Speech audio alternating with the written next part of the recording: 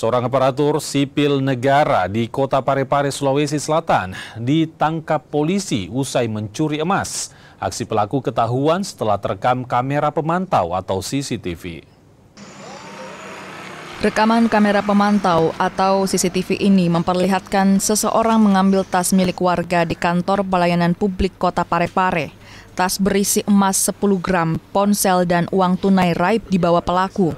Polisi yang menerima laporan akhirnya menangkap pelaku. Pelaku rupanya seorang ASN di Dinas PU Parepare. Pelaku tengah mengantar surat saat mencuri tas warga tersebut. Yang ditujukan di PTSP, kemudian naik di lantai 2, di lantai 2 tersebut melihat ketuk-ketuk, tapi nggak ada orang, dan langsung masuk ke dalam ruangan.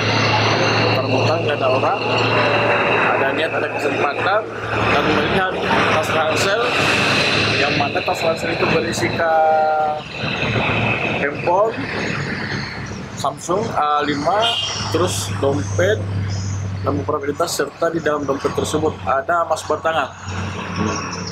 Lengkap dengan suratnya dengan jumlah kurang lebih 10 gram. Dari hasil pemeriksaan, emas hasil curian pelaku telah dijual dan pelaku pun kini ditahan di Polres Parepare dengan ancaman hukuman 5 tahun penjara.